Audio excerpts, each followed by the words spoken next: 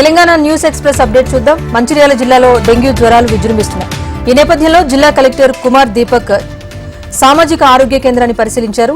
రోజురోజుకు డెంగ్యూ వ్యాధిగ్రస్తుల సంఖ్య పెరగడంతో వైద్యాధికారులు అప్రమత్తమయ్యారు. డెంగ్యూ రోగులను ప్రత్యేక వార్డుల్లో ఉంచి మెరుగైన చికిత్స అందించాలని కలెక్టర్ సూచించారు.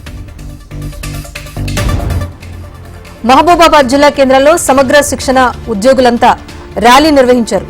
సమగ్ర శిక్ష ఉద్యోగులను రెగ్యులర్ చేయాలి అంటూ నినాదాలు చేశారు. సీఎం రేవంత్ రెడ్డి అధికారంలోకి వచ్చి 9 నెలలు గడుస్తున్నా పట్టించుకోవటం లేదంటూ ఆవేదన వ్యక్తం చేశారు. ప్రభుత్వం వెంటనే సమగ్ర శిక్ష ఉద్యోగులందరినీ రెగ్యులర్ చేయాలంటూ డిమాండ్ చేశారు. నిర్మల్ జిల్లా కేంద్రంలోని ఆర్డీఓ కార్యాలయం ముందు ఎస్ఎస్ఏ ఉద్యోగులు నిరసన దీక్ష చేపట్టారు. తమకు ఉద్యోగ భద్రత కల్పించాలి అంటూ నినాదాలు చేశారు. సీఎం రేవంత్ రెడ్డి అధికారంలోకి రాగానే తమను రెగ్యులర్ ఉద్యోగులుగా చేస్తామని హామీ ఇచ్చారని పీసీసీ అధ్యక్షుడు తెలిపారు. తమకు ఉద్యోగ భద్రత కల్పించే వరకు మినిమం బేసిక్ పే అమలు చేయడంతో పాటుగా ఉద్యోగులందరికీ బీమా సౌకర్యాన్ని కల్పించాలని డిమాండ్ చేశారు.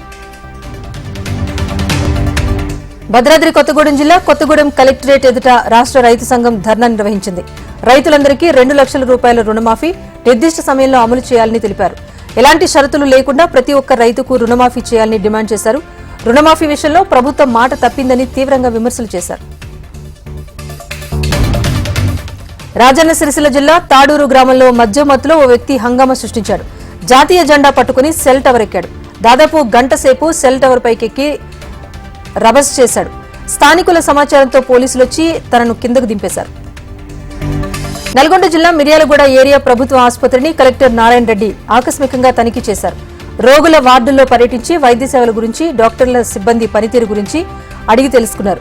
పారిశుద్ధ్యం పనితీరు పట్ల సిబ్బందిపైన అసహనం వ్యక్తం చేశారు. పద్ధతి మార్చుకోవాలి అంటూ రోగుల పట్ల గౌరవంగా మెలగాలి అంటూ సూచించారు.